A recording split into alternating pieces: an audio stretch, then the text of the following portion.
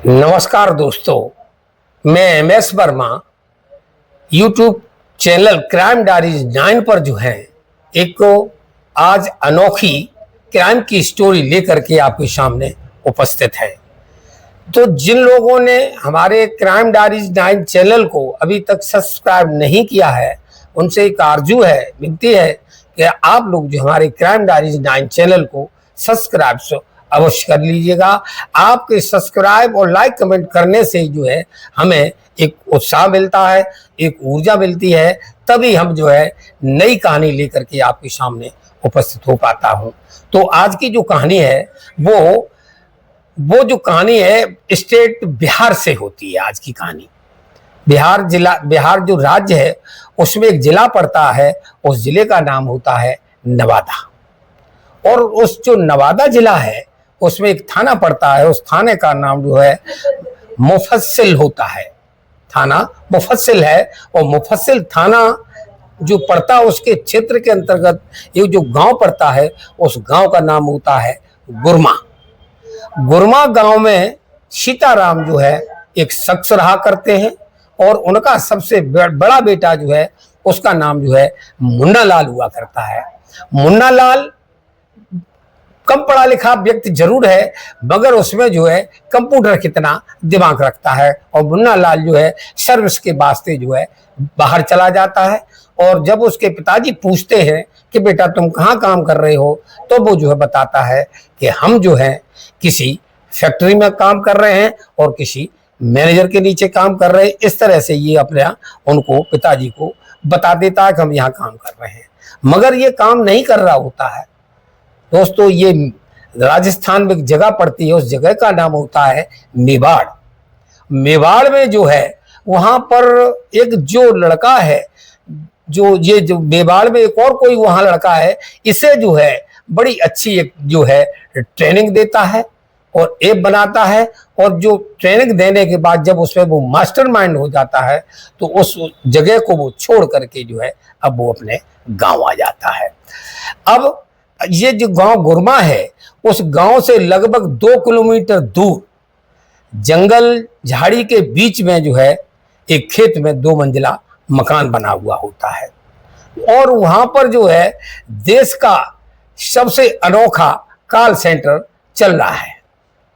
उस call centre में जो है अनोखा चल रहा है सर्विस सेंटर जो है, जिसमें जो है कम पढ़े लिखे बच्चे उस कॉल सेंटर में पढ़े लिखे लोगों को और जो कम पढ़े लोग हैं उनको जो है बेवकूफ बनाते हैं और अपने जाल में फंसाते हैं। झांसा क्या दिया जाता है और उन्हें बड़ा अपनी प्रोफाइल बना रखी है गूगल में, जहां ये ऐप हो सकते हैं, जहां आप सर्च करते हैं वहां पर जो उन्हें को अपनी फर्म को जो है ट्रेड करा रखा होता है। अब वो एक ऐड निकालते हैं, लोगों से फोन करते हैं और फोन पर ये बताते हैं कि मैं जो है all India pregnant job company से बोल रहा हूं। अब उसका नाम ही ऑल इंडिया प्रेग्नेंट जॉब। इसका मतलब है कि आप हमारे पास जो है बहुत ही धनाढ़ लोगों की बहुएं हैं। उन बहुओं को जो है उनका उनके जो हस्बैंड हैं वो विदेशों में काम करते हैं, फैक्ट्रियों में काम करते हैं, उनके पास टाइम की बहुत कमी है और उनके जो है कोई औलाद नहीं हो पा रही है। सिर्फ और सिर्फ आपको उनको प्रेग्नेंट करना है। जब प्रेग्नेंट की बात आती है और तो जो नवयुवक हैं जो इस मामले को लेकर के जो एक्साइटेड रहा करते हैं तो उनकी तो लॉटरी खुल जाती है। उस एडवर्टाइज को पढ़ने के बाद या कॉल आता है तो बहुत खुश होते हैं। तो वो पूछते हैं कि भाई हमें करना क्या है, तो वो उधर से जवाब दिया जाता है कि आपको कुछ नहीं करना है, आपको सिर्फ जो है जो हम महिला देंगे।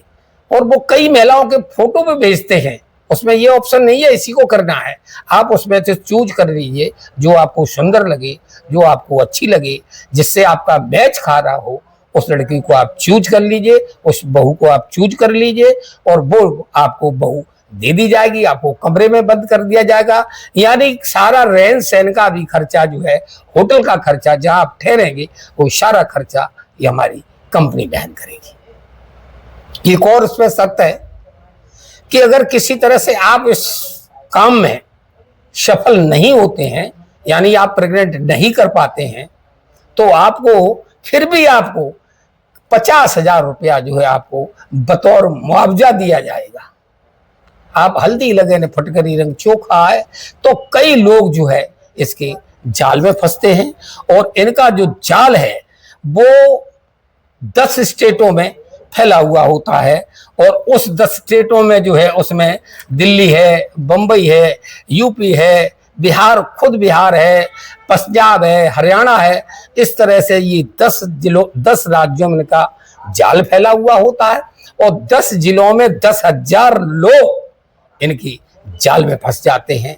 और जाल में जब वो फंसते हैं तो ना खुदा मिला ना बिलाले सनम होता ये है। अब ये जब जो चल रहा होता है और जो लोग इसमें फंसते हैं इस जाल में, और जब उन्हें वो ना तो वो महिला मिलती है और अपनी रकम जब जेब की दे बैठते हैं यानी गंवा लेते हैं, तो दोस्तों ये काम ही ऐसा था। इसमें जो लोग जो है थाने की तरफ जाना मुनासिब नहीं समझते होते हैं।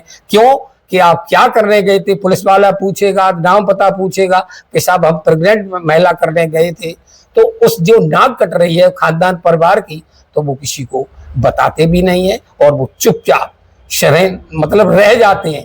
अब देखिए जो कम पढ़ा लिखा लड़का है उसका छात्र दिमाग देखिए, उसने बड़े बड़े घरों की जो बच्चों की नींद खराब कर रखी होती है, और वो इस लायक भी नहीं छोड़ता है जो आप उसको रिपोर्ट भी करा सके। तो एक हमारा वहाँ हमारा जो है संवाददाता है, हमारा संवाददाता जो है वहाँ उस लड़का जो लुटा है उसका नाम जो है धर्मेंद्र होता है, और धर्मेंद्र जो है एक भट्टे पर मुनीम होता है, वो भी उसके जाल में फंस जाता है। और जाल में फंसता है, जो उसके साथ घटना घटी है वो जो हमारा संवाददाता है उसको जो है जर्नलिस्ट है उसको जो कहानी बताता है, हूबहू वही कहानी हम आपको सुनाते हैं।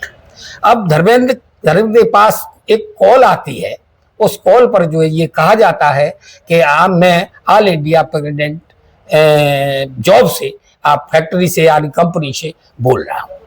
तो आपका नाम क्या है, नाम पूछा जाता है, उम्र पूछी जाती है, आपकी शादी हुई अथवा नहीं हुई, आपके कितने बच्चे, शादी हो गई तब भी चलेगा और ना शादी हुई तब भी चलेगा। तो वो उन्हें पूछा जाता है कि हमारे यहाँ ये कार्यक्रम है, हमारी कंपनी है, क्या आप इसमें जो है अच्छी अच्छी महिलाओं के साथ संबंध बनाना चाहोगे, उन्हें प्रेग्नेंट कर सकते हो। जवान होता है, पट्टा होता है, उसकी उम्र 24 साल होती है, और वो इस बात के लिए तो वो पूछता है हमें करना क्या है, कि कुछ नहीं करना आपको, अगर आप अपना समय बता दीजिए, आप कितने समय में उस महिला को प्रेग्नेंट कर सकते हो, हमें समय बता दीजिए और सारा खर्चा हमारा रहेगा। होटल में ठहरने का, खाने का, नहाने का, आने का, जाने का जो भी खर्चा है वो आपको कुछ नहीं करना है, आपको सिर्फ प्रेग्नेंट करना है। और उस धर्मेंद्र से बताया जा रहा फोन द्वारा कि अगर आप इस काम में सफल नहीं होते हैं फिर भी हम आपको जो है 50,000 रुपया तो आपको रिफंड देंगे ही देंगे, आपने समय खराब किया है। तो लड़का वो तैयार हो जाता है, और तैयार जब हो जाता है तो उसको जो है एक फॉर्म भेजा जाता है, उस फॉर्म के नाम पर उसको जो है 1500 रुपये फॉर्म फीस ली जाती है। इस तरह से कई प्रक्रियाओं से उसे गुजारा जाता है। और दोस्तों हर आदमी से 20,000 रुपया इस नाम पर जो है उसने खाते में वो लोग ट्रांसफर करा ही लेते हैं, उसके बाद आगे की प्रक्रिया चलती है। तो वो भी लड़का 20,000 रुपया दे देता, चलो ठीक है, कुछ न कुछ तो मुझे तो 50,000 तो मिलेगा ही, इसमें 20 माइनस कर दो, तब भी मुझे ना कर पाए तो 30,000। और प्रेग्नेंट कर मैं तो मैं पूरी क्षमता मानूं, मेरे 3 बेटे हैं और अभी मैं ऐसा नहीं हुआ हूं जो मेरे बच्चे ना पैदा कर सकूं, तो वो सर्च तैयार हो जाता है।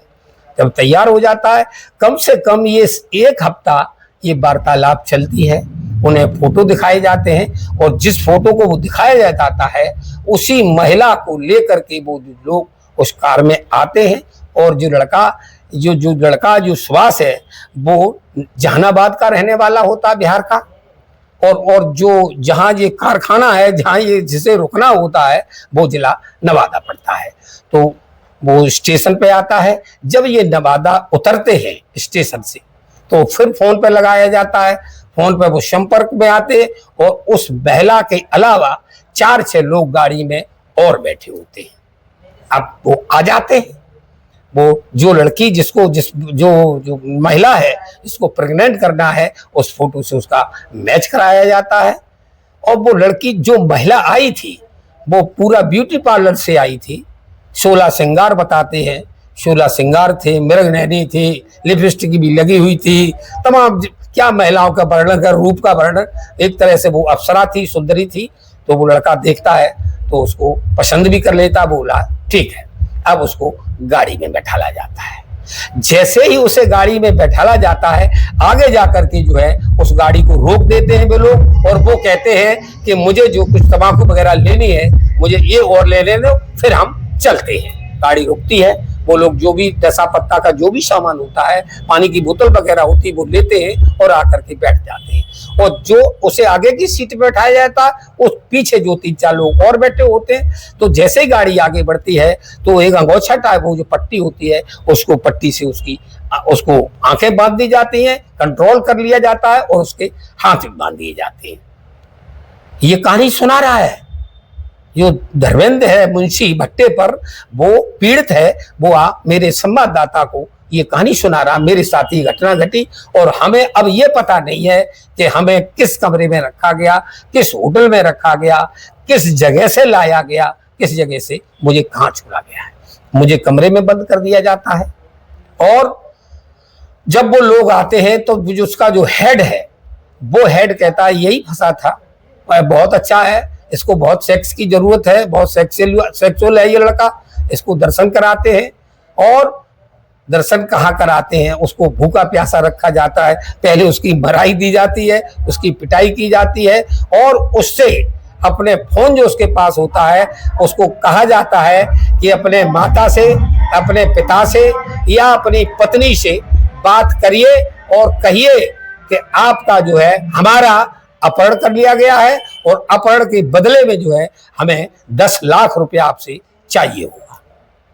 दोस्तों उसके हाथ पैर कांप जाते हैं, पैरों के नीचे से जमीन सरक जाती है। अब वो कहता है कि मैं ही कमाने वाला हूँ, मैं ही पूरी मतलब जो पैसा है गृहस्थी का वो मेरे ही अकाउंट में रहता है। वो अपने मन में सोच रहा है मेरी पत्नी कैसे दे देगी। तो लेकिन जबरदस्ती जब वो फोन कराते हैं तो उस पत्नी को फोन किया जाता है और अपनी पत्नी को बताता है कि मेरा जो है ऐसे ऐसे अपहरण कर लिया गया। लेकिन वो स्टोरी नहीं बताता कि मैं यहाँ महिला को प्रेग्नेंट करने आई थी। तो महिला कहती तो इसमें मैं क्या कर सकती हूँ, मेरे पास तो कुछ है भी नहीं जो मैं आपको पैसा दे दूं। वो भी सुन रहे होते इस चीज को, वो भी जो है लाउड स्पीकर पे फोन लगवा लेते हैं तो वो सारी कहानी सुन रहे होते, तो वो जान जाते हैं कि इसके घर वाले पैसा नहीं देंगे।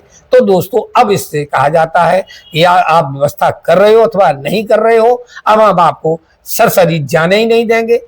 अब हम आपके जो है टुकड़े टुकड़े करके जो है आपकी लाश को जो है कहीं दफन करेंगे या तुम्हारी नदी में बहा देंगे, मगरमच्छ को खिला देंगे। अब उसी के सामने तलवारों को जो है धार दी जाती है, जिससे वो लड़का डर जाता है। अब वो सोचता है कि यहाँ से किसी भी तरह से बच नहीं सकता हूँ। तो जो उसका मोबाइल नंबर जो उसका खाता अकाउंट नंबर होता है वो गूगल पे बताते हैं, उसको बता दिया जाता है। और जब बता दिया जाता है तो उसके खाते में 7,08,981 रुपए होते हैं, जिसमें वो 81 रुपए मात्र छोड़ते हैं और ऊपर की जो है 7,08,900 रुपया जो है उसके खाते से अपने खाते में ट्रांसफर कर लेते हैं। अब वो समझ जाते हैं कि पैसा तो मिलने वाला नहीं है। उसकी आंखें बंद करके फिर वही प्रक्रिया अपनाई जाती है और अपनाने के बाद जो है एक अनजान जगह पे जो है उसको छोड़ दिया जाता है। उसकी आंखें बंदी होती हैं। अब वो कार जो जिस कार से आते हैं वो कार विलोप हो जाती है, चली जाती है। उस रास्ते से जो लोग गुजरते हैं तो उस आदमी की आंखें बंदी देखते हैं और हाथ बंधे देखते हैं, तो उसको मदद से वो कहता है कि साहब हमारी मदद करो, मेरी ये खोलो। तो लोग जो है अमूमन उसको खोल देते हैं, आज़ाद कर देते हैं, आंखों की पट्टी हटाई जाती है। तब उसे वो से पूछा भी जाता तब वो बताता है कि साहब मेरे पास 2 पैसे भी नहीं है, मुझे अब नवादा शहर का मैं रहने वाला हूँ, मैं भट्टा का मुनीब हूँ, मेरा नाम धर्मेंद्र है, अपना पता बताता और बताता भी है कि हम इस तरह से फ्रॉड पना की जाल में फंस गए होते हैं। तो वो जिसको कहानी सुनाता है वो एक ऑटो वाला होता है, ऑटो वाला था तो उसको वो अपने ऑटो में बैठालता है, ऑटो में बैठालने के बाद उसको खाना भी खिलाता है और स्टेशन पर आकर के, इतना भला आदमी था, वो स्टेशन पर आकर के छोड़ देता है। अब उसके कहता है बताओ तो मैं टिकट के भी पैसे तुम्हें दे दूं। तो वो कहता है कि अगर आप दे देंगे तो मैं घर जाते ही आपका पैसा रिटर्न कर देंगे, लेकिन मुझे पैसों की इसलिए जरूरत नहीं है, मैं खाना खा चुका हूं, मैं बिना टिकट ही चला जाऊंगा। और वो पैसे लेता नहीं है, क्यों? धर्मेंद्र जो है भट्टे का मुनीम होता है, बहुत बड़ा ईमानदार होता है, लेकिन अब ईमानदारी तो उसकी धरी रह गई, जो वो तो लुटना था सो लुट गया। और इस तरह से वो बिना टिकट जो है अपने नवादा जिसमें शहर जो जहानाबाद है आता है, और जहानाबाद में आने के बाद जो उसका गांव होता है वहां पर वो चलाता है। ये जो पूरी कहानी जो सुनाई हमारे संवाददाता को, वही कहानी मैंने आपको सुनाई। दोस्तों इस तरह से किसी भी अब मैं बार बार कहता हूं, इस कहानी को सुनाने का मतलब किसी की आत्मा को ठेस पहुंचाना नहीं है, किसी को परेशान करना नहीं है, लेकिन हम जागरूक चलाओ एक अभियान है, उसी जागरूक में आपको जरूर करता हूं और इसमें भी जागरूक करूंगा कि जो फ्रॉड है, जो ठग हैं, कभी आपका ओटीपी नंबर मांगते थे, कभी आपका आधार कार्ड का नंबर मांगते हैं, कभी बैंक का अकाउंट मांगते हैं, कभी आपका खाता बंद होने का मांगते हैं, कभी केवाईसी के नंबर पर मांगते हैं। अभी तक जो है नंबर मांग करके जो है आपके रुपए हड़पे जाते थे। उसके बाद जो है एक नया ट्रेड आया, उस ट्रेड का नाम है cyber arresting, cyber digital arrest. उसमें जो है डिजिटल अरेस्ट कर लिया जाता है और जो भी रकम होती है वो किसी केस में फंसाने की धमकी दी जाती है और ये बताया जाता है कि तुम्हारा लड़का इस अमूमन केस में पकड़ा गया है। तमाम तरह के जो है ये ठगी का जाल होता है। दोस्तों, ना कहीं प्रिवेंट करने का कॉलम था, जो लड़कियां बताई जाती थी, जो महिलाएं दिखाई जाती थी, सब नकली होती थी, फर्जी होती थी और वो भी जो है इसी क्रम का हिस्सा होती थी। तो दोस्तों, ये कहानी कैसी लगी आप इसमें कमेंट करके जरूर बताइएगा। नमस्कार, धन्यवाद।